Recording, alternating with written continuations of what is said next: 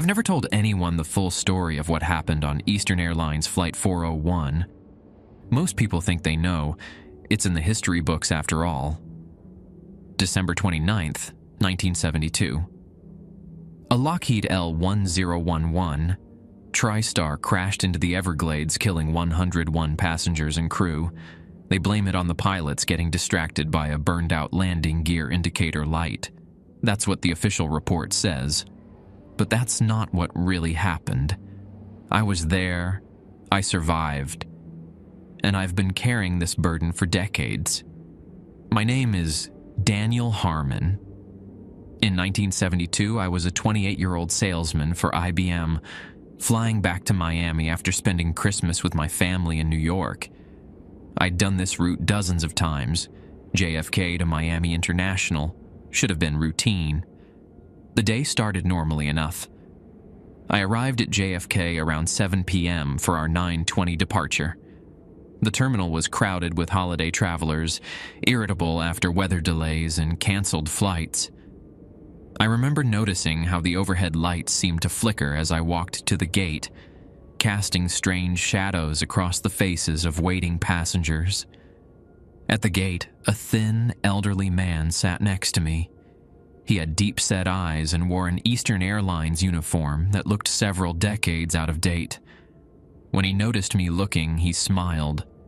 "First time flying?" he asked. "No, I fly this route all the time," I replied. "This one's different," he said, his voice oddly flat. "There are rules." I laughed, thinking he was making some kind of joke. Rules besides fastening my seatbelt and keeping my tray table up during takeoff? He didn't laugh. Instead, he reached into his jacket pocket and pulled out a yellowed piece of paper. "I wrote these down for you. You'll need them." I took the paper more out of politeness than interest and glanced at it. In shaky handwriting were 7 numbered items. I only read the first one before they called for boarding. Rule 1. If the cabin lights flicker 3 times in succession, close your eyes until you count to 47. I folded the paper and slipped it into my pocket, dismissing it as the ramblings of an old man with dementia.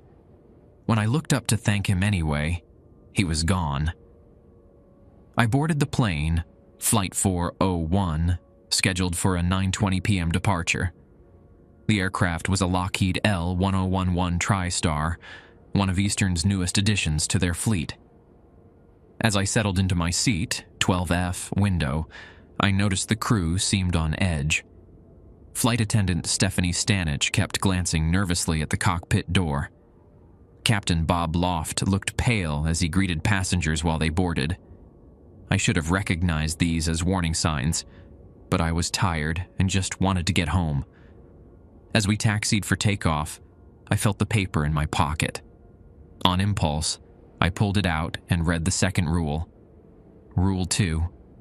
If a flight attendant asks if you'd like a drink 3 times in a row, decline each time. On the 4th request, ask for tomato juice. I snorted and put the paper away. Superstitious nonsense. The takeoff was smooth, and as we climbed to cruising altitude, I leaned back in my seat, ready to doze off for the flight to Miami. That's when the cabin lights flickered once, twice, 3 times in rapid succession.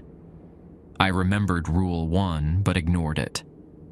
That was my first mistake. Hello, viewers. If you wish your stories or experiences to be narrated by me, share them on our own subreddit, which you can join from the description below.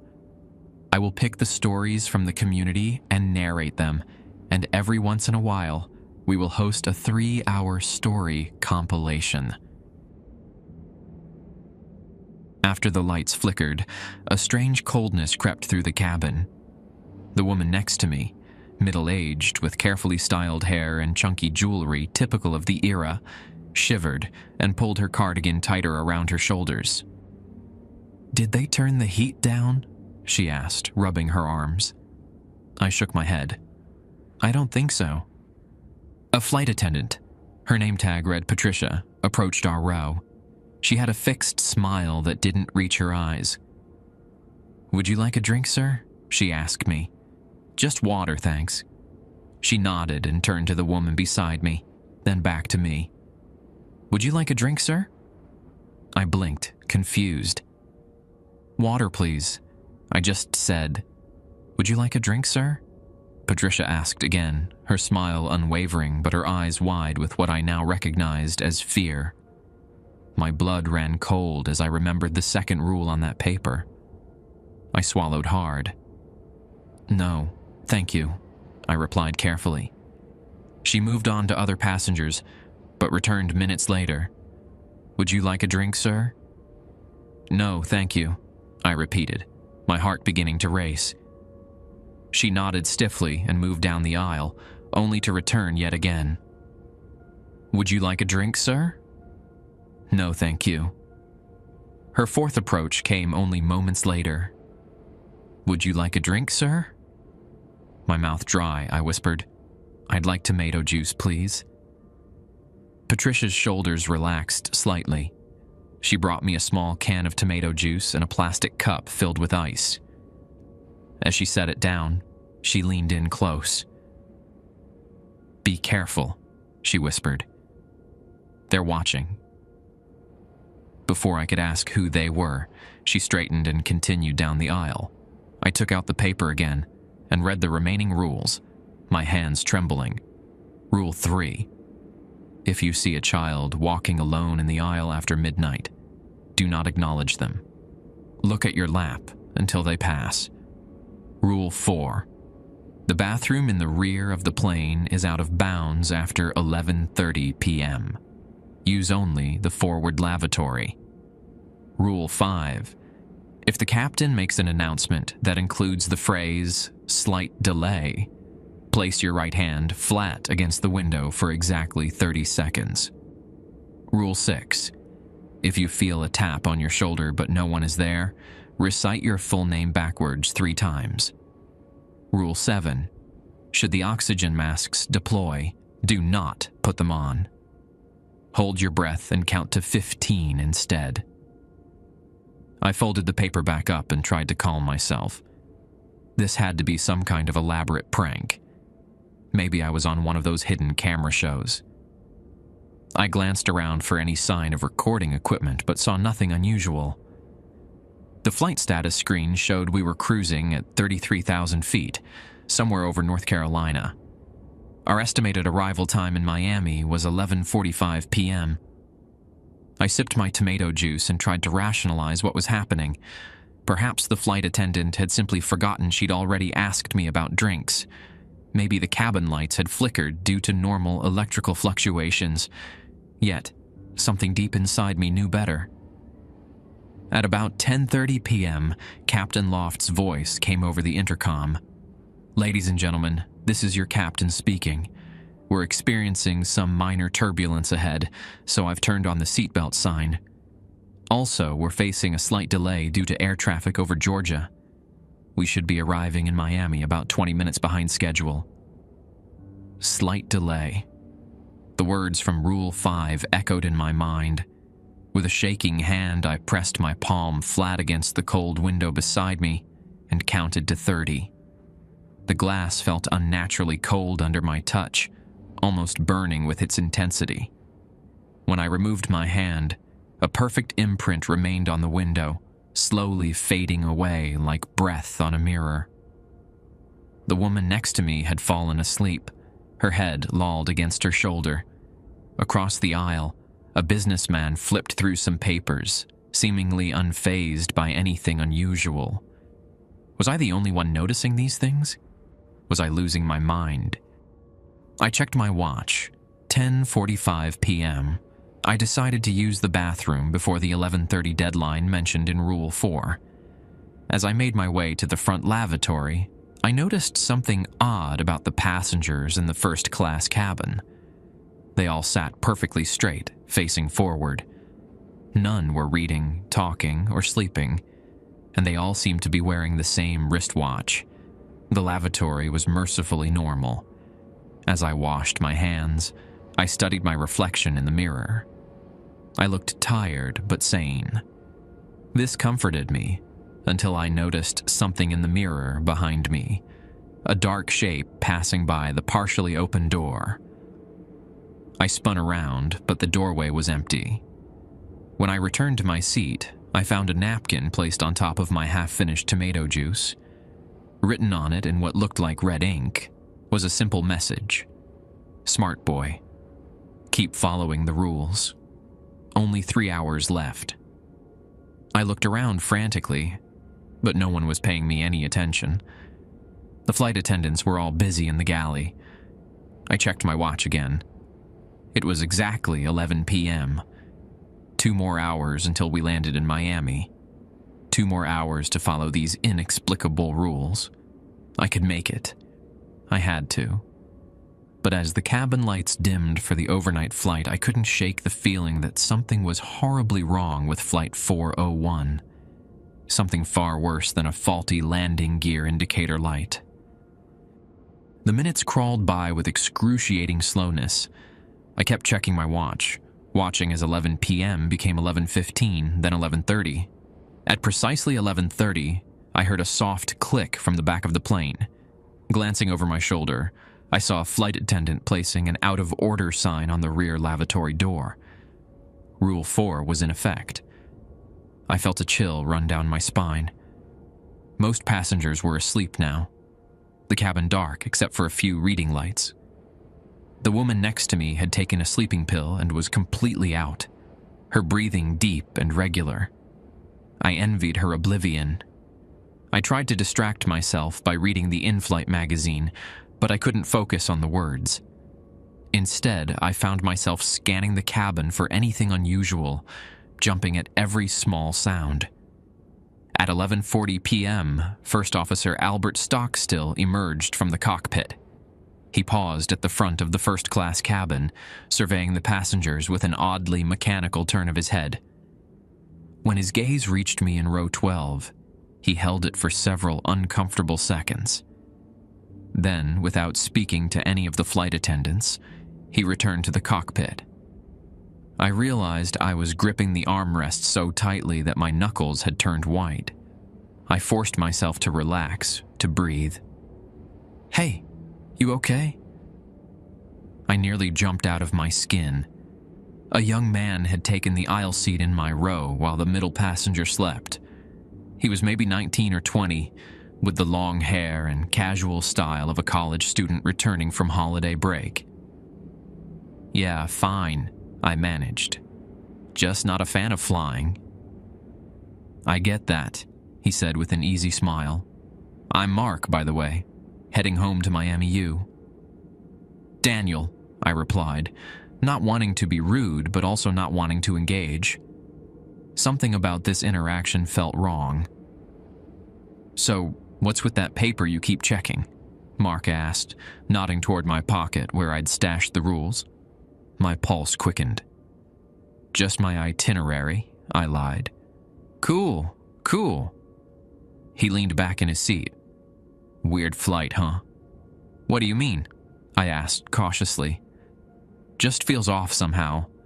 And did you notice how cold it is?" I nodded slowly. "Yeah, I noticed." Mark glanced around, then leaned closer. "You know what happened to the guy who was supposed to sit here?" He patted the seat he was occupying. "No. What?" "He got up to use the bathroom about an hour ago. The one in the back. Never came back." I felt my mouth go dry. "Maybe he found another seat." "Maybe," Mark shrugged. "Or maybe he didn't follow the rules." My blood froze. "What rules?" Mark's smile widened, revealing teeth that seemed too numerous, too sharp. "You know what rules, Daniel." I blinked, and Mark's appearance seemed to waver, like heat rising from hot pavement. For just a split second, his face looked hollow, his eyes empty sockets. I squeezed my eyes shut and counted to 3. When I opened them, Mark looked normal again, though his smile remained unsettling. "Midnight's coming," he said, checking his watch. The same watch I'd noticed on the first-class passengers. "Things get interesting after midnight." The cabin intercom chimed, and Captain Loft's voice filled the cabin. "Ladies and gentlemen, this is your captain. We're currently flying over the Georgia-Florida border. We've been cleared for a more direct approach to Miami, which should make up for our earlier delay. Current time is 11:55 p.m., with an estimated arrival of 12:30 a.m. The temperature in Miami is a pleasant 68 degrees. The crew will be coming through with a final beverage service shortly." I glanced at Mark, but the seat beside me was empty. There was no indication anyone had been sitting there. No impression in the seat cushion. No lingering warmth. Had I imagined him? I checked my watch. 11:57 p.m. 3 minutes until midnight. I pulled out the rules paper again and reread Rule 3. If you see a child walking alone in the aisle after midnight, do not acknowledge them. Look at your lap until they pass. As if on cue, the cabin lights flickered once, twice, 3 times. Remembering my earlier mistake, I quickly closed my eyes and began counting to 47 in my head. 1, 2, 3. Behind my closed eyelids, I sensed the lights continuing to flicker at irregular intervals. 22, 23, 24. Someone walked past my row, their footsteps unusually heavy for a flight attendant. 45, 46, 47. I opened my eyes. The cabin had settled into an eerie stillness. My watch now read exactly midnight. The woman next to me stirred in her sleep, murmuring something incoherent. Her face was contorted in what looked like pain or fear. Around the cabin, other sleeping passengers showed similar signs of distress, shifting and moaning in their seats. A soft, rhythmic tapping sound caught my attention. It seemed to be coming from the rear of the plane where the out-of-bounds lavatory was located. Tap, tap, tap. Pause. Tap, tap, tap. I refused to look back there. From the corner of my eye, I detected movement in the aisle. Small, deliberate steps, getting closer. Rule 3 echoed in my mind. I immediately looked down at my lap, heart pounding in my chest. The footsteps stopped right next to my row. From my peripheral vision, I could see small shoes with buckles, the kind a child might have worn in the 1950s, not 1972. 10 seconds passed. 20. The child didn't move on. A small hand, pale, almost bluish, reached into my field of vision, pointing at the rules paper in my lap. I kept my eyes down. "Mister," a voice whispered, high-pitched, but somehow wrong, like a poor imitation of a child's voice. "Mister, can you help me find my mommy?" Every instinct screamed at me to look up, to help this lost child. But the rules. I had to follow the rules. "Mister, please, I'm scared." A tear splashed onto the rules paper, but it wasn't mine. It was black, like ink or oil. The sound of someone clearing their throat came from further up the aisle. The child's hand withdrew, and the small feet moved away, continuing toward the back of the plane. I exhaled shakily, only then realizing I'd been holding my breath. Flight attendant Patricia appeared by my side moments later. "Everything all right, sir?" she asked, her voice barely above a whisper. I nodded, not trusting myself to speak. She leaned closer. "You're doing well. Better than most. Keep it up." "What's happening?" I finally managed to ask. Patricia glanced nervously up and down the aisle.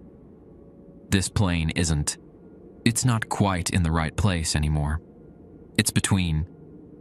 "Between what?" "Between what was and what will be." She straightened suddenly, her face going blank. In a normal voice, she asked, "Would you like a final beverage before landing, sir?" Before I could answer, I felt a distinct tap on my shoulder. I turned, but the sleeping woman hadn't moved, and no one stood in the aisle on my other side. Rule 6. If you feel a tap on your shoulder but no one is there, recite your full name backwards 3 times. "Nomra Lainad," I whispered. "Nomra Lainad, Nomra Lainad." Patricia nodded approvingly and moved on. The cabin intercom chimed again. "This is First Officer Stockstill. We're beginning our initial descent into Miami International Airport. Current local time is 12:15 a.m. Please return to your seats and fasten your seatbelts." The descent began normally enough, but I couldn't shake the feeling that something terrible was waiting for us on the ground. Or perhaps we weren't heading toward the ground at all, but somewhere else entirely. The aircraft began its gradual descent toward Miami. Through my window, I could see the lights of northern Florida glittering below us like scattered jewels on black velvet. Beautiful, normal. For a brief moment, I allowed myself to hope that we would land safely, and this nightmare would end. Then I noticed something strange about those lights. They were blinking in unison, all of them, like a heartbeat. On, off, on, off. No city lights should do that. A soft bell chimed, and the seatbelt sign illuminated. Most passengers remained asleep, including the woman next to me. I glanced around the cabin and caught Patricia's eye. She was strapped into her jump seat, staring directly at me with an intensity that made my skin crawl. When our eyes met, she subtly shook her head as if warning me. The intercom crackled. "Ladies and gentlemen, this is Captain Loft. We're experiencing some discrepancy with our landing gear indicator. Nothing to worry about, just a technical issue we need to verify. We're currently at 10,000 feet and descending. I've asked First Officer Stockstill to go down to the avionics bay to check the landing gear visually. We may need to circle for a few minutes while we sort this out."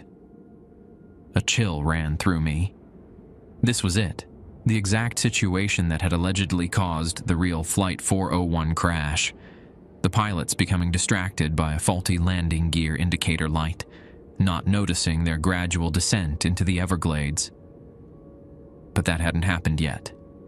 We were still in the air, still alive.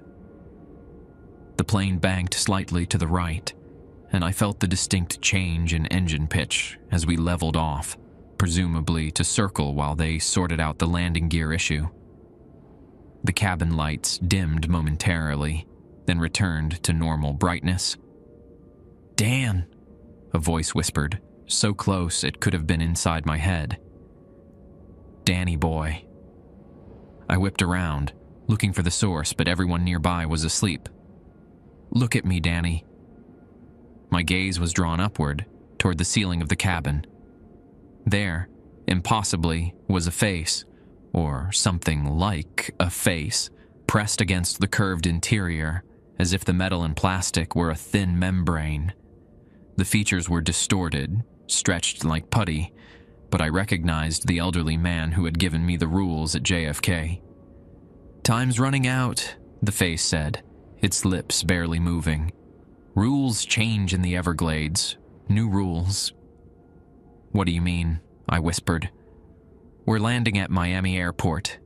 A grin spread across the distorted face, stretching wider than any human mouth should. "Are we?" The face receded into the cabin ceiling, leaving no trace it was ever there. I felt dizzy, nauseous. Was I hallucinating? Going mad? The intercom crackled again, but this time it wasn't Captain Loft's voice.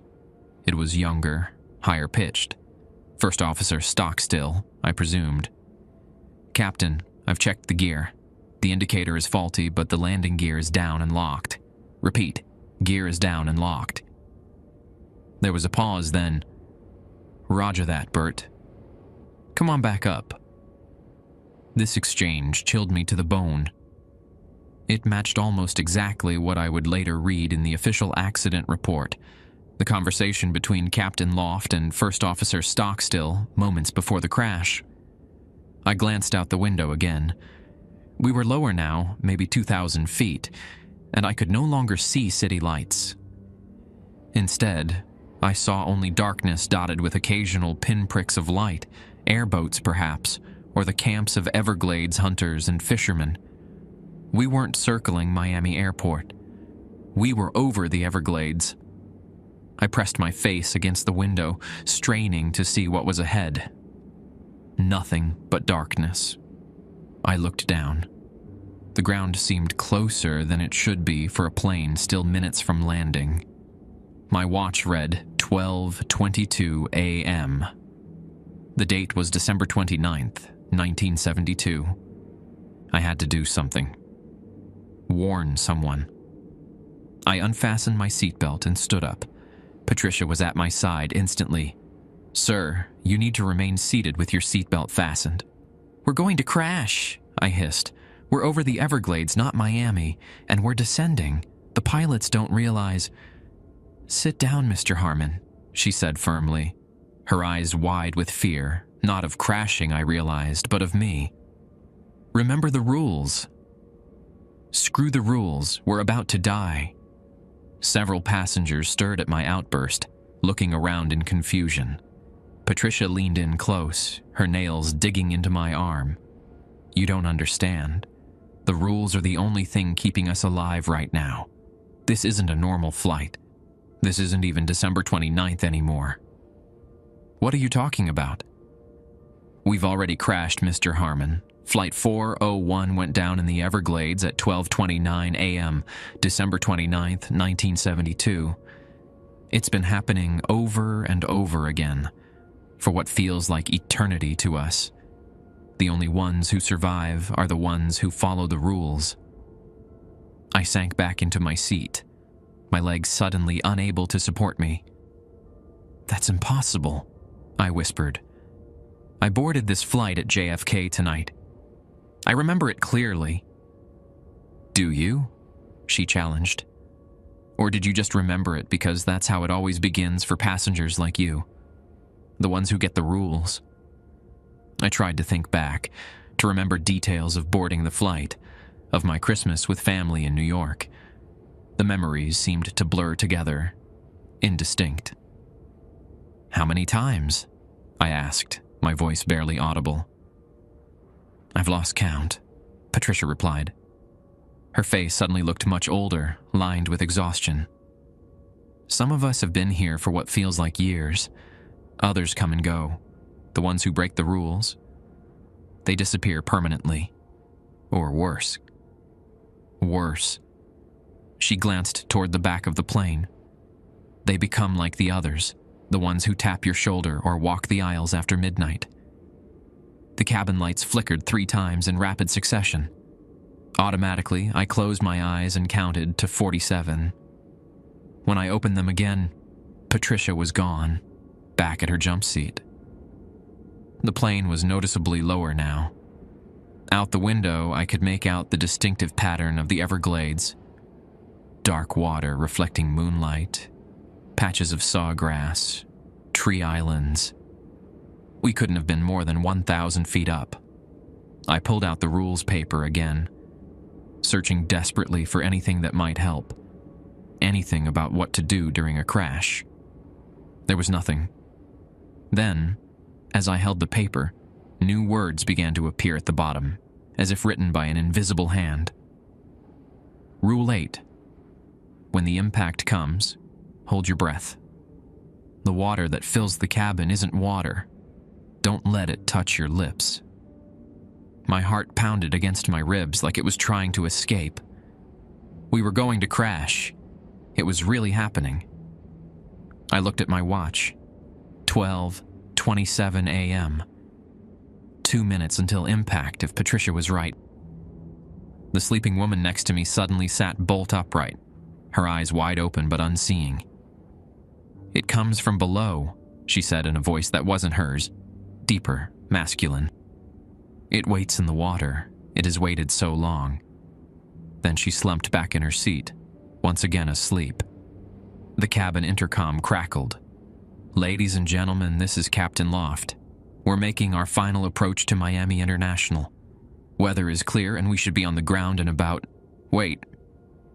There was a pause, then Loft's voice again, suddenly alarmed. "What's our altitude?" "Bert, what's our altitude?" Another voice, stock still, responded with rising panic. "I thought you were watching it! Pull up, pull up!"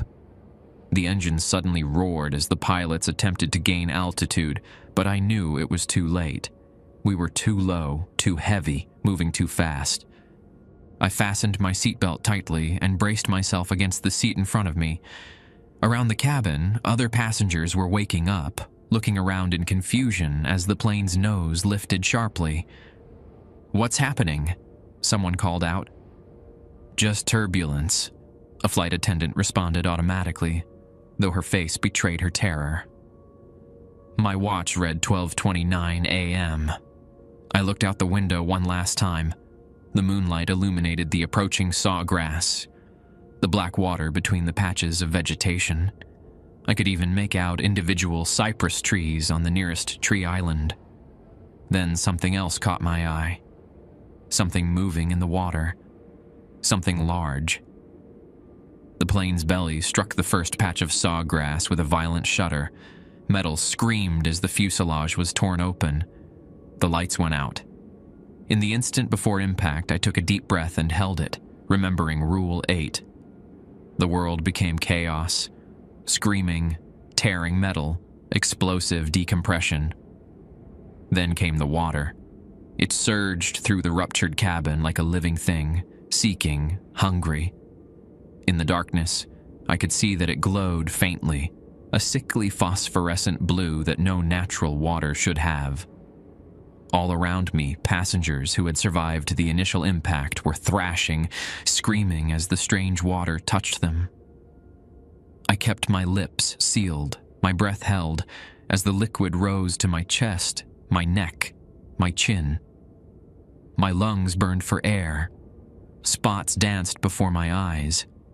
Just when I thought I couldn't hold on any longer, the water receded, draining away through the shattered floor of the cabin as quickly as it had come. I gasped for air, looking around wildly at the devastation. The cabin was torn open, moonlight streaming in through massive gashes in the fuselage. The air smelled of jet fuel, blood, and something else. Something ancient and rotten. Miraculously, I was alive. I had followed Rule 8. I had survived the crash of Eastern Airlines Flight 401. But as I looked out through the twisted metal at the dark Everglades beyond, I realized that my ordeal was far from over. Silence fell over the wreckage. The screaming had stopped, replaced by soft moans and the gentle lapping of water against metal. Moonlight streamed through the gaping holes in the fuselage, casting silver patches across the devastation. I remained strapped in my seat, afraid to move. The woman who had been sitting next to me was gone, her seat empty as if she'd never been there. In fact, looking around, I saw far fewer passengers than I remembered from the flight. "Hello?" I called out. "Is anyone there?" My voice echoed through the broken cabin. No response. With shaking hands, I unbuckled my seatbelt and stood on unsteady legs. The floor of the cabin was tilted at a sharp angle, making it difficult to balance. Water, normal water I hoped, pooled at the lowest point, about ankle deep. The rules paper was still clutched in my hand, somehow dry despite the water that had surged through the cabin. New words were forming again. Rule 9. Stay with the wreckage until first light. What walks in the Everglades after midnight is not human. Rule 10. If you hear someone calling your name from the darkness, ignore it, no matter whose voice it uses. Rule 11. The tree island to the east is forbidden. The one to the north is safe. I carefully folded the paper and put it in my shirt pocket. Looking out through a large tear in the fuselage, I tried to get my bearings. The moon was bright enough to see by, illuminating the landscape of saw grass and shallow water surrounding the crashed aircraft. The plane had broken into several sections. I was in the forward section of the main cabin. The cockpit was still attached, but crushed downward into the muck. Further back, perhaps 50 yards away, I could see the tail section, improbably intact and sticking up at an angle. Between the sections was nothing but scattered debris and dark water. I needed to find other survivors. Moving carefully through the tilted cabin, I called out again. "Hello? Anyone there?" A soft sound came from near the front, a whimper, barely audible. I moved toward it, navigating around overturned seats and fallen luggage. There, huddled beneath an oxygen mask that dangled from the ceiling, was a young woman. She was curled into a ball, shaking violently. Blood trickled from a cut on her forehead. "Hey," I said softly, approaching slowly so as not to startle her. "Are you hurt badly?" She looked up, her eyes wide with terror. "They took them," she whispered. "They took all of them." "Who took who?" I asked, kneeling beside her. "The others, the passengers." She pointed toward the shattered windows. Things came out of the water. They looked like people, but wrong. They called people by name, and when they answered... She trailed off, shuddering. Rule 10 flashed in my mind. If you hear someone calling your name from the darkness, ignore it, no matter whose voice it uses. "What's your name?" I asked. "Beverly," she replied. "Beverly Martin. I was going to Miami to visit my sister." Her voice cracked. "I don't think I'll make it now." "Don't say that," I said firmly. "We're going to survive this. I'm Daniel." I hesitated, then asked, Did someone give you a list of rules? Before the flight?" Beverly's eyes widened. "How did you know?" "I got one too. Have you been following them?" She nodded. "That's why I'm still here, I think. I didn't answer when they called my name. I saw what happened to those who did." "What happened?" Beverly looked away. "They went willingly into the water, to the things that called them." She swallowed hard. "They're still out there, being worn." "Worn?" "Like costumes," she whispered. "I saw Mr. Reynolds. He was sitting across from me, answer when something called his name. He waded out into the water. Then, 10 minutes later, I saw him again, standing at the edge of the sawgrass. But it wasn't him anymore. The way it moved was all wrong." I thought of the child in the aisle, of Mark with his too wide smile, of the face pressed against the cabin ceiling. Things pretending to be human. "We need to stay in the wreckage until dawn," I told her, showing her Rule 9 on my paper. "Then we can try to find help." Beverly nodded, then froze, her eyes fixed on something behind me. "Daniel," she whispered. "Don't turn around. Something just climbed into the plane." My blood turned to ice. I could hear it now. A wet, slithering sound, like something waterlogged, dragging itself across metal. "Danny boy," called a familiar voice. My father's voice. "Is that you, son? I came to help." Every instinct screamed at me to turn around, to respond. It sounded exactly like my father, the same gentle tone he'd use when I was scared as a child. But my father was in New York. This wasn't him. "It's not real," I whispered to Beverly. "Whatever you hear, it's not real." "Daniel," the voice called again, closer now. "Why won't you look at me, son? Don't you love your old man anymore?" The slithering sound continued, coming nearer. I could smell something foul, like rotting vegetation and stagnant water. "Danny," my mother's voice now, sweet and concerned. "We've been so worried. Turn around, sweetheart. Let me see your face." Beverly whimpered. "Make it stop," she pleaded. I reached out and took her hand, squeezing it reassuringly. "Close your eyes," I whispered. "Cover your ears if you can. It'll go away eventually." "Daniel Harmon," a new voice called. Patricia, the flight attendant. "You need to evacuate the aircraft. There's a rescue team waiting outside. Follow me." The thing was right behind us now. I could feel its cold presence, hear its wet breathing. Something dripped onto my shoulder, black, viscous, smelling of decay. I fought the overwhelming urge to turn and look. "Join us, Danny."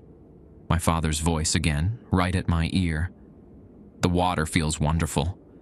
Everything makes sense once you're in the water."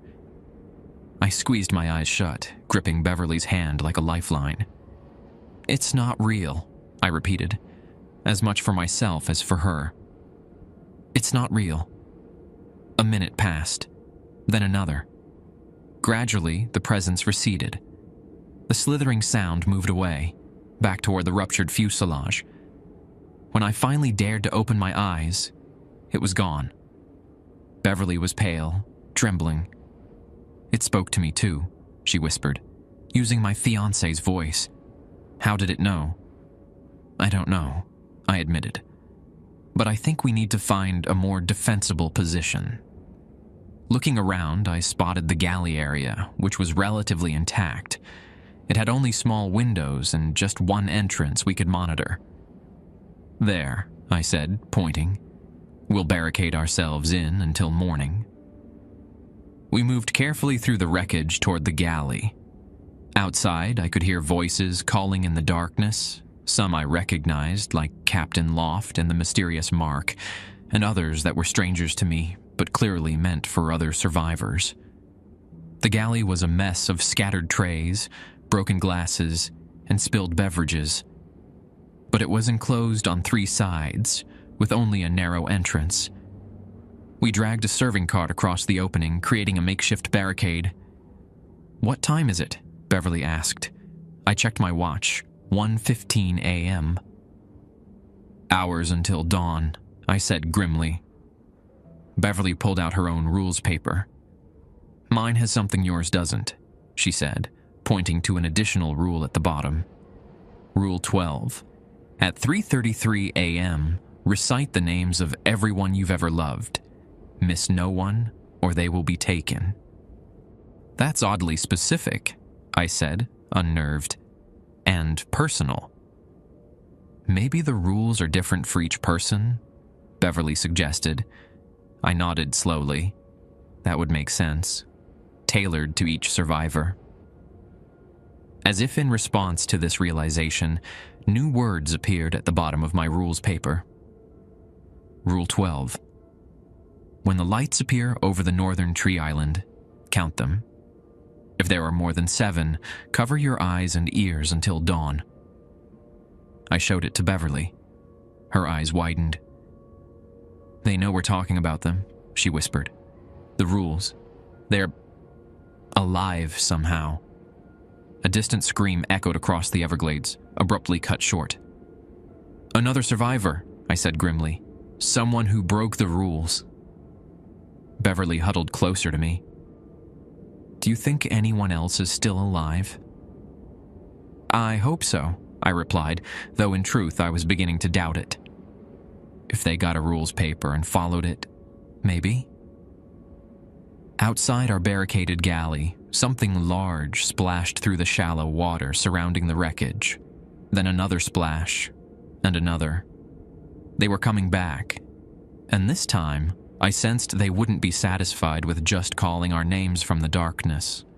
The splashing grew closer, circling the wreckage like predators testing their prey's defenses. Beverly and I remained absolutely still, barely breathing as shadows passed by the small galley windows.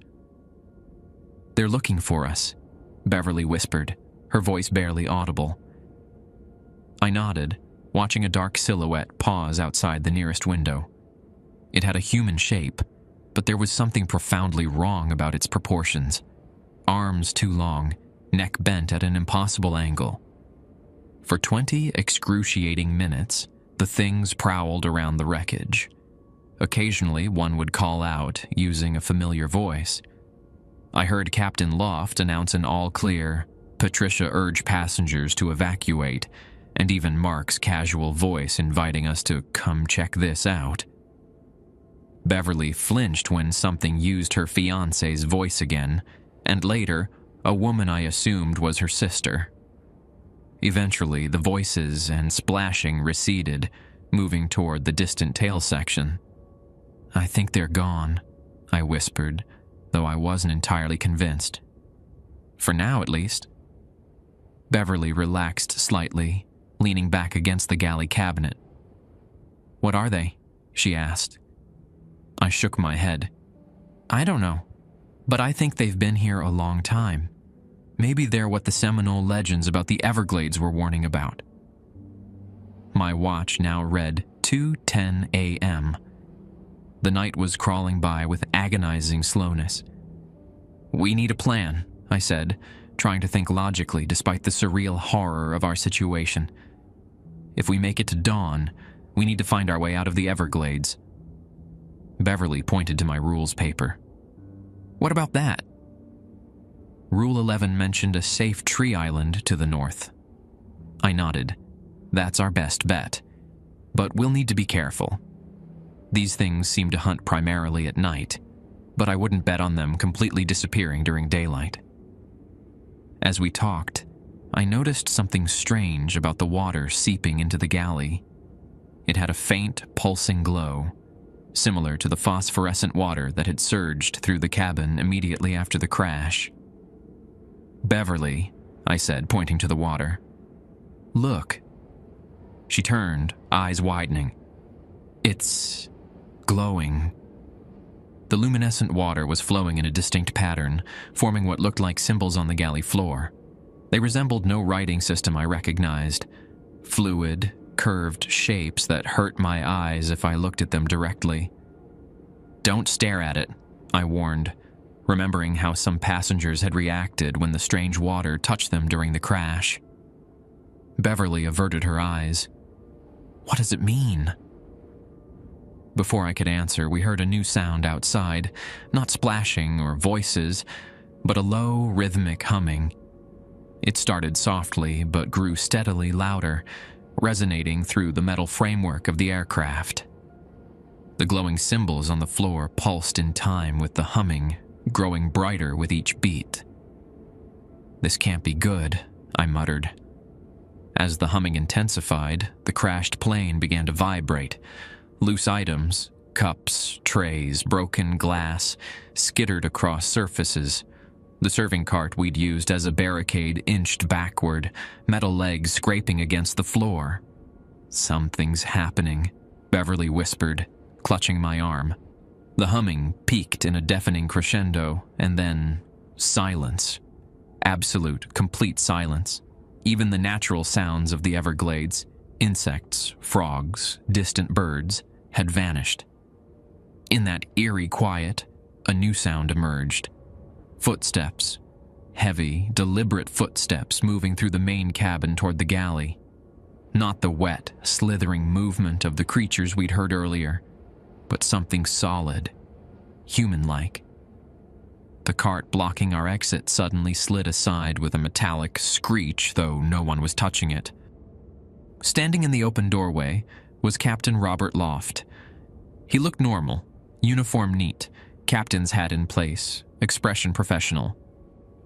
The only discordant note was that he was completely dry, despite the waist-deep water outside.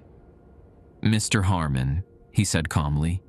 "Ms. Martin, I'm glad to see you both made it." I tensed, pulling Beverly slightly behind me. This had to be another trick, another impersonation by the things in the water. "Stay back," I warned. Loft raised his hands placatingly. "I understand your caution, but I assure you, I'm not one of them. I'm something else entirely." "What are you?" Beverly demanded. "I'm the real Captain Loft," he replied. "Or I was. Now I'm a guardian of sorts, a counterbalance to what lives in these waters." "Why should we believe you?" I asked. Loft reached into his pocket and withdrew a folded paper, identical to our rules lists. "Because I'm the one who wrote the rules. For both of you. For all the survivors who might escape the cycle." I glanced at Beverly, uncertain. The captain certainly seemed different from the grotesque entities outside. He was articulate, composed, his movements natural. "If you're really Captain Loft," I said cautiously, "then tell us what's happening. What is this place? Why are we experiencing Flight 401's crash over and over? Loft sighed, suddenly looking much older, wearier. May I come in? It's not safe to linger in doorways. Boundaries are permeable here. After a moment's hesitation, I nodded. Loft stepped into the galley and carefully positioned the cart back across the entrance. This is difficult to explain, he began, especially with our limited time. The simplest way to put it, we're caught in a fold of reality, a place where time loops back on itself, centered around moments of great tragedy or death. Like the crash of Flight 401, Beverly said. Exactly. But it's more than that. The Everglades are special, old. The water here has properties not found elsewhere, and there are things that live in that water, ancient things that feed on death and suffering and fear. The creatures outside, I said. The ones mimicking our loved ones. Loft nodded. They're parasites in a way. They attach themselves to tragedies, to places of mass death. They've been here long before Europeans arrived. The Seminole and Calusa knew about them, avoided these areas, especially at night. But why the rules? Beverly asked. Why help us survive? Loft's expression darkened. Because I'm responsible, in part. My distraction caused this crash. 101 people died because I was fixated on a faulty indicator light. I should have been monitoring our altitude.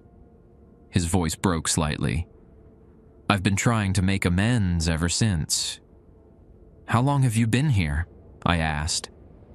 Time doesn't work normally here, he replied. For me, it feels like decades. For others, like Stockstill or some of the flight attendants, it might be just moments. We exist in a sort of limbo. And the rules? I pressed. They're a defense mechanism. The entities here operate according to certain patterns, certain rules of their own. If you know those patterns, you can avoid them, survive them. So you've been giving these rules to passengers, Beverly said, trying to help them escape the loop. Yes, Loft confirmed, though few manage to follow them correctly. The entities are persuasive. They know exactly what voices to use, what forms to take.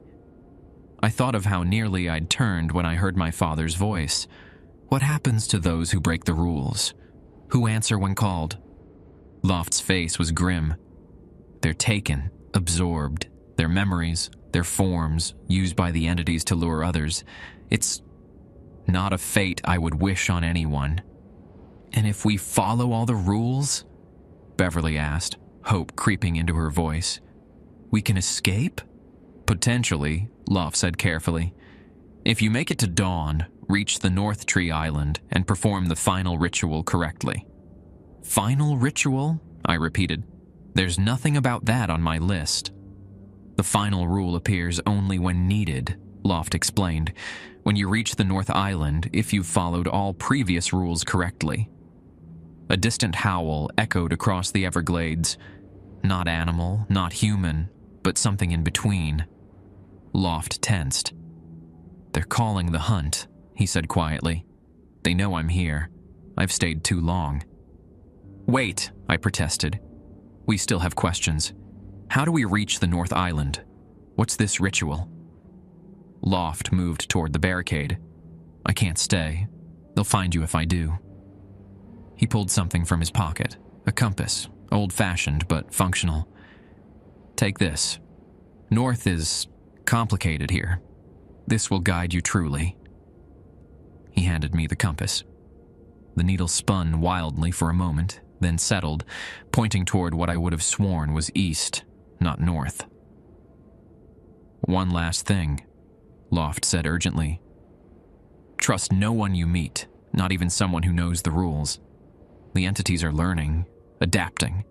They can read the rules now, use them against you. Even you? Beverly asked pointedly. A sad smile crossed Loft's face. Wise girl. Yes, even me. Don't trust anything I say after this moment. In fact, He reached into his jacket, withdrew a pen, and quickly wrote something on both our rules papers. New words appeared beneath his handwriting. Rule 13. Captain Loft is not to be trusted after 3 a.m. My watch read 2:58 a.m. Time for me to go, Loft said, checking his own watch. Remember, North Island before dawn.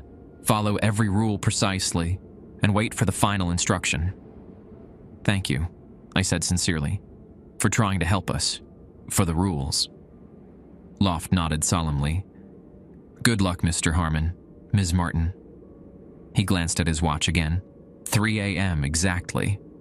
Something subtle shifted in his demeanor. His posture stiffened slightly. His eyes hardened. I must return to my duties, he said, his voice now oddly formal. Remain here until dawn. With that, he moved the cart aside, stepped out of the galley, and disappeared into the darkness of the main cabin. Beverly and I exchanged uneasy glances.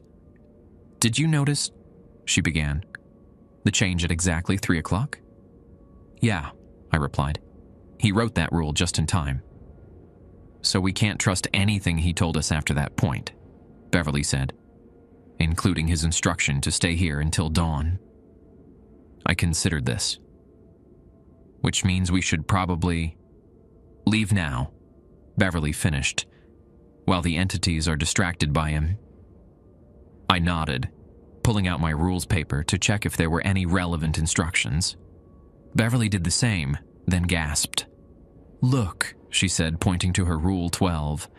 At 3:33 a.m., recite the names of everyone you've ever loved. Miss no one, or they will be taken. It's 3:10 now, I said. We need to get moving so you can complete that ritual by 3:33. I checked my own Rule 12. When the lights appear over the northern tree island, count them. If there are more than 7, cover your eyes and ears until dawn. We need to head north, I said, taking out Loft's compass, toward that tree island. Cautiously, we moved the cart and peered out into the main cabin. It was dark and silent, no sign of Loft or anything else moving. Ready? I whispered. Beverly took a deep breath and nodded. Together, we stepped out of our shelter and into the heart of the Everglades night. Leaving the relative safety of the aircraft felt like stepping into another world entirely. The Everglades at night were alive with sounds, water lapping against debris, distant splashes, and the occasional unnatural cry that made my skin crawl. The main fuselage of Flight 401 lay partially submerged, its torn metal gleaming dully in the moonlight. We carefully navigated through the wreckage, emerging from a large gash in the side of the plane into knee-deep water. The air was thick with humidity and the smell of jet fuel, mixed with the organic scent of the swamp. All around us stretched an alien landscape of sawgrass and shallow water, broken by scattered tree islands that rose like dark sentinels against the night sky. I held Loft's compass in front of me, watching as the needle steadfastly pointed toward what should have been east. This way, I whispered to Beverly, indicating the direction. We moved slowly through the water, careful to make as little noise as possible. The bottom was treacherous, sometimes firm, sometimes sucking mud that threatened to trap our feet. Small, unidentifiable things brushed against my legs beneath the surface, making me flinch each time. How far do you think? Beverly asked softly. I stared into the darkness, trying to gauge the distance to the nearest tree island in the direction the compass pointed. Half a mile, maybe? Hard to tell in this light. My watch read 3:22 a.m. We had just 11 minutes before Beverly needed to complete her 3:33 ritual. We should hurry, I said. Your rule... A splash to our right cut me off. We froze, watching as ripples spread across the water's surface. Nothing visible had caused it.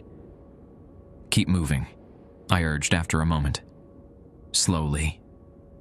We continued forward, the water gradually deepening to mid-thigh level. Walking became harder, each step requiring conscious effort to lift our feet from the clinging mud below. The wreckage receded behind us, its silhouette growing smaller until it was just a dark shape against the horizon. Ahead, the tree island loomed larger, a small but dense hammock of cypress trees and palmettos rising from the marsh. Beverly suddenly clutched my arm. "Did you hear that?" I listened. At first, nothing but the ambient sounds of the Everglades. Then, voices, multiple voices, seemingly coming from all directions, whispering, calling, too low to make out words, but unmistakably human in tone. "Ignore them," I said firmly. "Keep your eyes on the island." The voices grew louder as we progressed, more distinct. I could pick out individual words now. Help, please, cold, spoken in different voices, men and women, young and old. My watch read 3:30 a.m. 3 minutes until Beverly's deadline. "We need to hurry," I said, increasing my pace despite the resistant water. Just a little further. The tree island was close now, maybe 100 yards away. I could make out individual cypress trees, their gnarled trunks and Spanish moss creating twisted shadows. Suddenly, the water ahead of us began to ripple and churn, as if something large was moving beneath the surface, heading our way. "Daniel," Beverly whispered, her voice tight with fear. "Keep going," I insisted. "We're almost there." The disturbance in the water grew more pronounced, a V-shaped wake now clearly visible in the moonlight, converging on our position. 50 yards from the island, the water erupted in front of us. Something rose up, a dark, humanoid shape, but wrong in a way that defied description. Its proportions were distorted, limbs too long and bent at impossible angles. Where its face should have been was only a smooth, featureless expanse of skin, glistening wet in the moonlight. Beverly stifled a scream. I stood frozen, unable to look away from the abomination before us. The faceless thing cocked its head, as if studying us. Then, impossibly, a seam appeared in the smooth skin of its face, widening into something approximating a mouth. From this grotesque opening came a perfect imitation of Captain Loft's voice. "You're going the wrong way. The North Island is in the other direction." I gripped the compass tighter, seeing the needle still pointing steadfastly toward the island ahead of us. "You're lying," I said, my voice surprisingly steady. "The compass doesn't lie." The thing's head tilted further, nearly upside down now. "Daniel Harmon," it said, now using my father's voice. "Son, that compass is broken. Let me help you." "Don't listen," Beverly hissed. "Look at the time." My watch read 3:32 a.m., 1 minute left. "Beverly needs to do her ritual," I said, backing away from the creature. "Now." The thing stepped toward us, water cascading from its misshapen form. "What ritual?" it asked in Beverly's sister's voice. "Beverly, it's me. There's no ritual. Come with me. I'll keep you safe." Beverly's face hardened. She took a deep breath and began. "John Martin, my father. Sarah Martin, my mother. Emily Martin, my sister." The creature let out an inhuman shriek, the sound so unnatural it seemed to distort the air around us. It lunged forward, unnaturally fast. I stepped in front of Beverly, shielding her as she continued her recitation. "Robert Simmons, my fiancé. Thomas Martin, my grandfather. Ruth Martin, my grandmother." The thing recoiled as if each name caused it physical pain. The water around us began to glow with that same eerie phosphorescence we'd seen in the plane. "Karen Simmons, my future mother-in-law," Beverly continued, her voice stronger now. "David Simmons, my future father-in-law. Jessica Hughes, my best friend." The creature thrashed in the glowing water, its form seeming to melt and reform with each name. More shapes emerged from the water around us, similar faceless figures, all converging on our position. Michael Hughes, Jessica's husband, Beverly pressed on, naming each person deliberately. Amanda Sellers, my college roommate. Professor Williams, my mentor.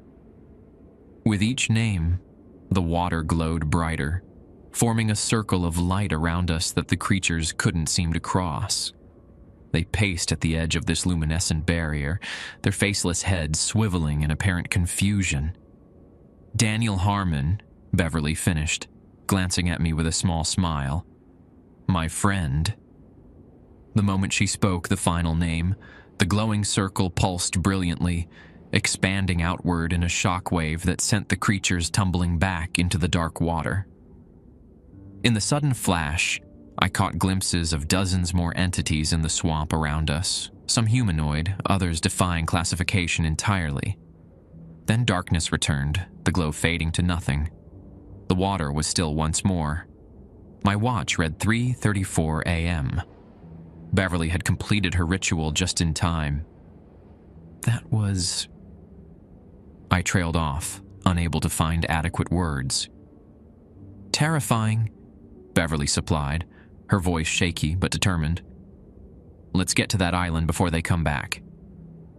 We hurried forward, splashing through the water with little attempt at stealth now. The creatures had been temporarily repelled, but I doubted they'd stay away for long. The island loomed before us, a dark mass of vegetation rising from the water.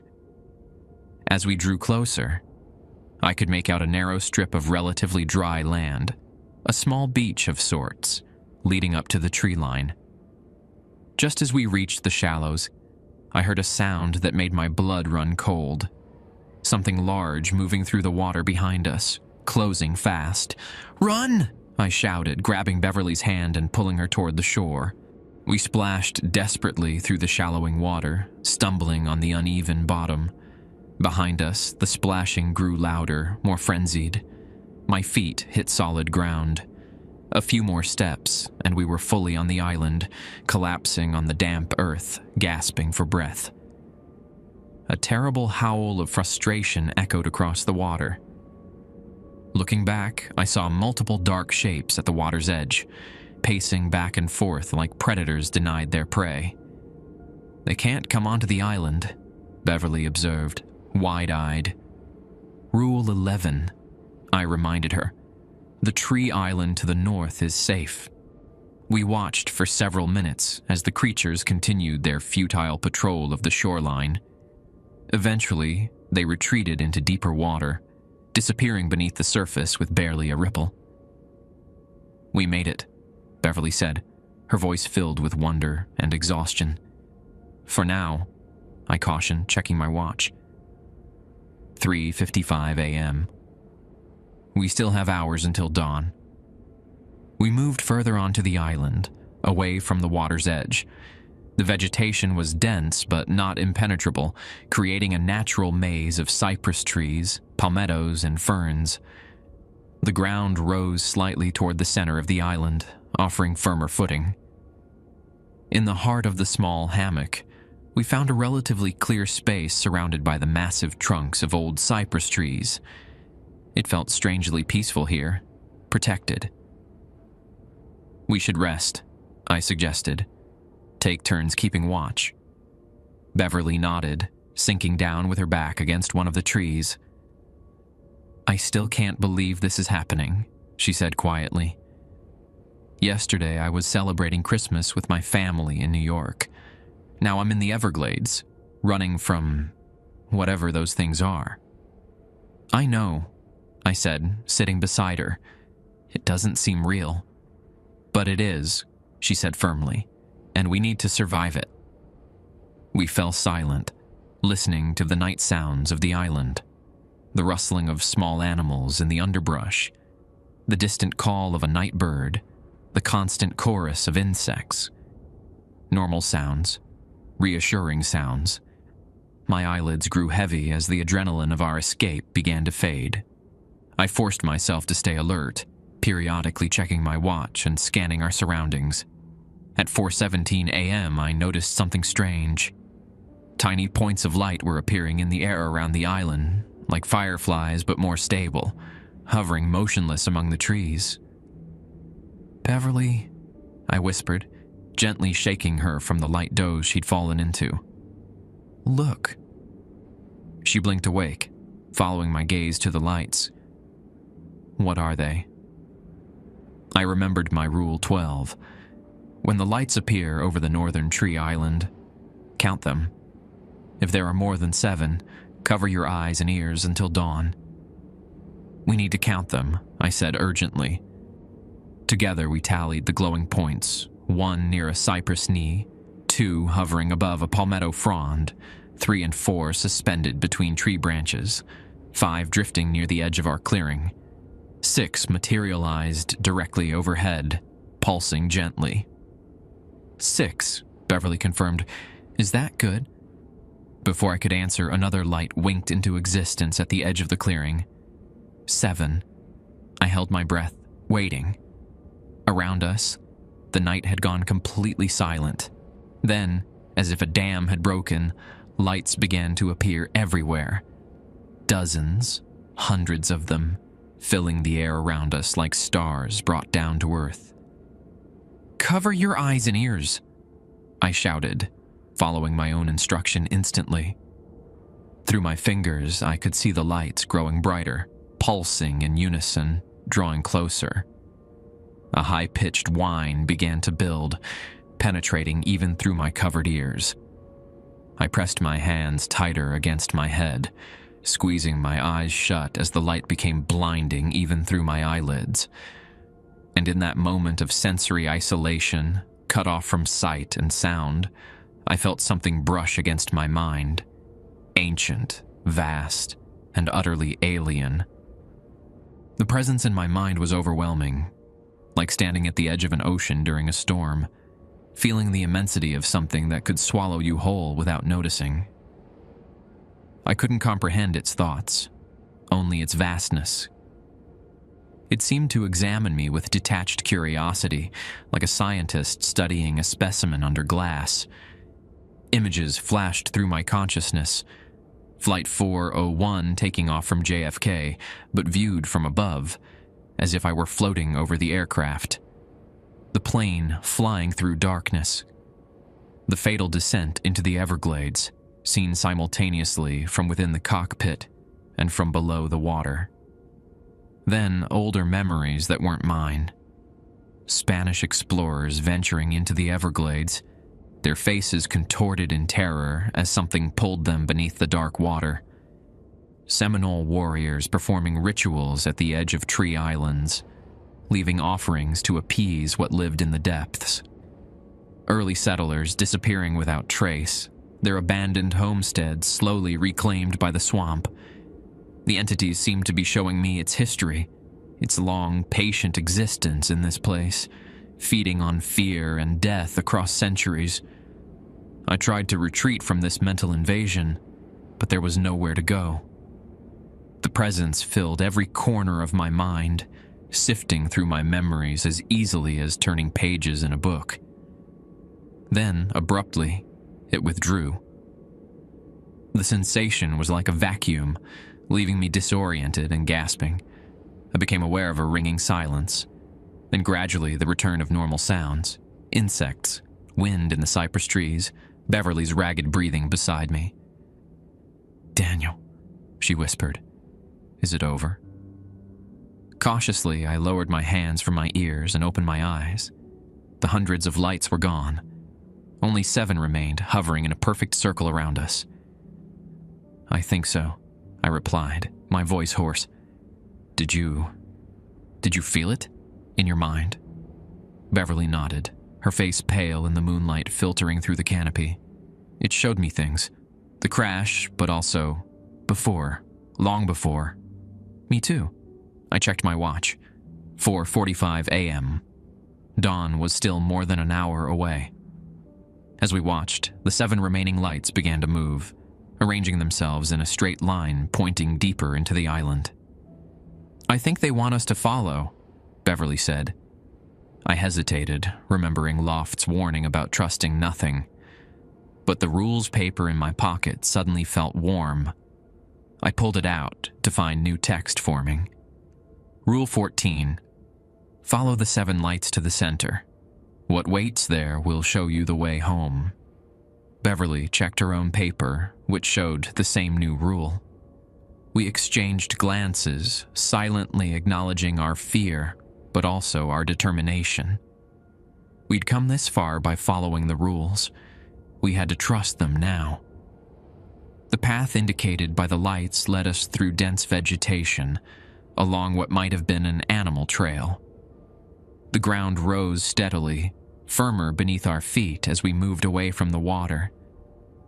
After about 10 minutes of careful progress, the trail opened onto a clearing unlike anything I would have expected to find in the Everglades.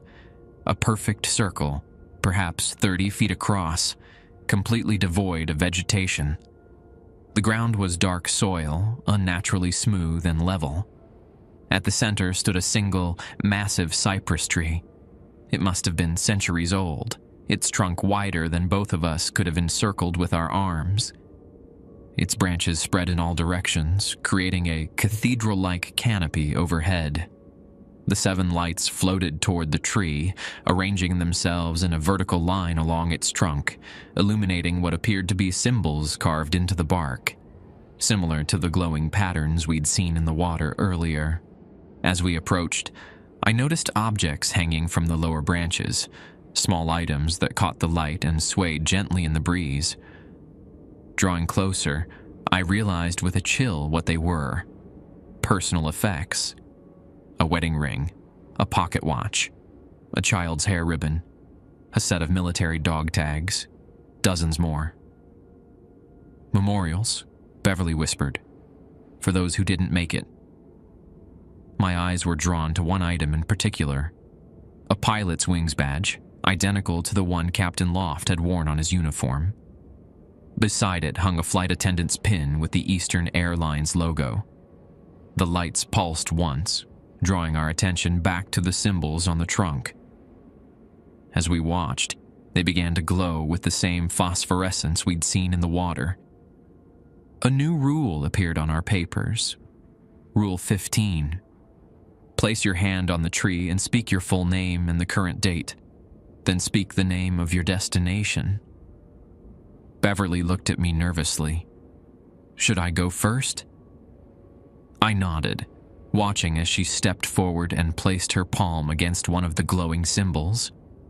The tree seemed to pulse beneath her touch, the symbols brightening.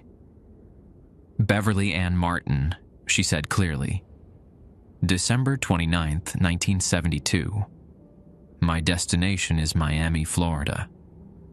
The symbols flared brilliantly, and for a moment Beverly seemed to shimmer, her outline becoming indistinct. Then the light faded, and she stumbled back, removing her hand from the tree. What happened? I asked urgently. Are you okay? She looked at her hand in wonder. It felt like it recognized me, like it was reading me somehow. She turned to me, eyes wide. I saw something, Daniel. For just a second, I saw Miami. Not just any Miami, my sister's neighborhood, her actual street. My turn now.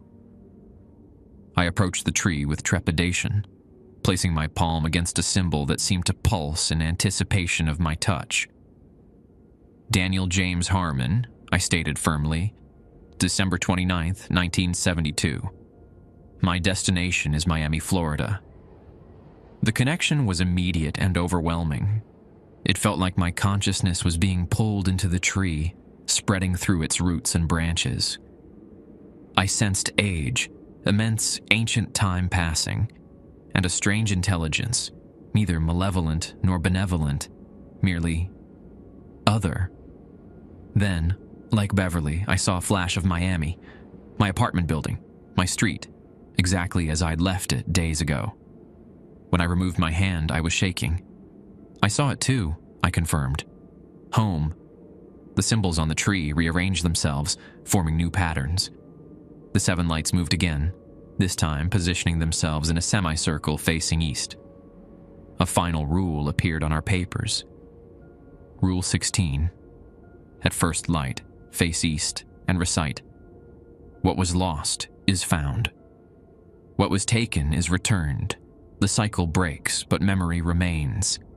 Then close your eyes until you feel solid ground beneath your feet." My watch read 5:30 a.m. The sky was beginning to lighten almost imperceptibly.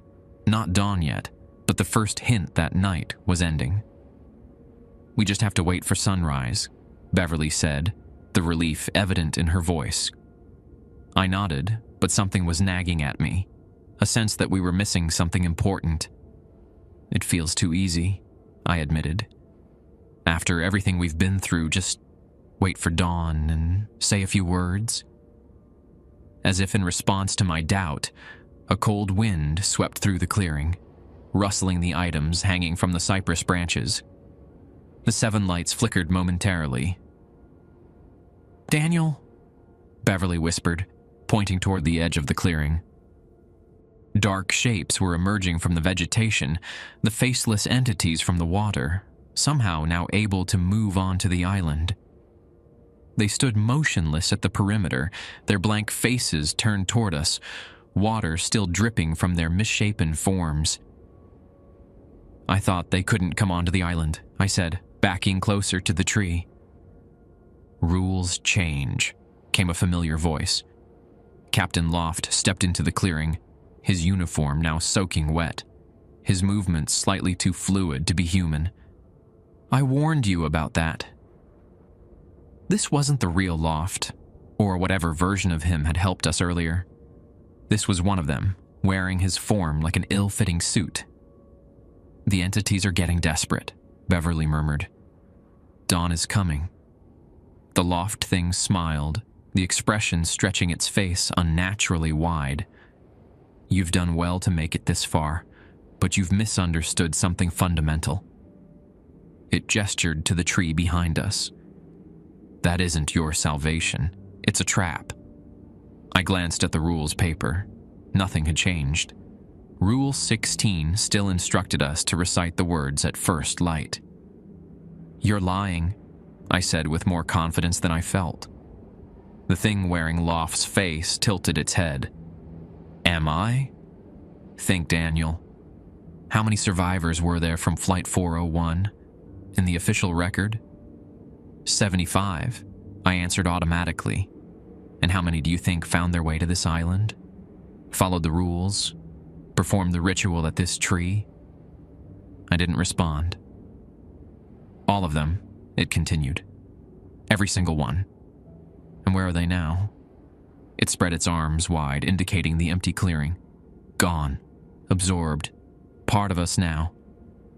I looked at the personal items hanging from the tree branches with new horror. Were these the only remnants of previous survivors who had stood exactly where we stood? "The tree is ancient," the thing said, taking a step closer. "Older than the Everglades themselves. It feeds on hope, the most delicious emotion of all, more sustaining than fear, more potent than despair." The sky was definitely lighter now, minutes until dawn. "Don't listen," Beverly urged. "It's trying to make us break the rules." The entities at the edge of the clearing began to move forward, slowly closing the circle around us. "The rules were created by us," the Loft thing said. "Did you really think Captain Loft wrote them? Poor, guilty Captain Loft trying to save passengers to atone for his mistake?" It laughed, a horrible sound like water bubbling through a throat. "We created the rules. We created the ritual. We guide survivors here, again and again and again." My mind raced, trying to separate truth from manipulation. The entities were liars. They'd proven that repeatedly. But what if this one particular claim was true? The eastern horizon was now visibly brighter. The first rays of sun would break through any minute. The entities continued their slow advance. There were dozens of them now, all converging on the cypress tree where we stood. Final chance, the loft thing said, now just yards away. Step away from the tree. Come with us. We can show you true escape, not the false promise of that ritual. Beverly gripped my arm. Daniel, the sun. Look. A thin edge of gold had appeared on the horizon, visible through a gap in the trees. Dawn had arrived. The entities let out a collective hiss, their movements becoming more urgent, less coordinated. The loft thing's face began to melt, revealing the featureless countenance beneath. Rule 16, I said firmly, turning to face east. Beverly did the same beside me. Together, we recited, "What was lost is found. What was taken is returned. The cycle breaks, but memory remains." The entity shrieked, lunging toward us as we squeezed our eyes shut.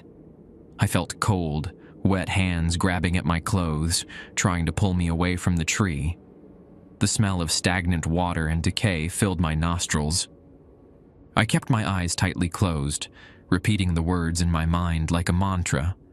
What was lost is found. What was taken is returned. The cycle breaks, but memory remains. The hands clutching at me suddenly felt less substantial, as if turning to mist. The shrieks of the entities grew distant, fading like a receding storm. And then, impossibly, I felt solid ground beneath my feet. Not the soft soil of the island, but hard concrete. City sounds replaced the noises of the Everglades. Car horns, distant voices, the rumble of air conditioning units. Still, I kept my eyes closed, afraid of what I might see if I opened them. "Daniel," Beverly's voice came from beside me, trembling with emotion. "Daniel, I think we made it. We're back."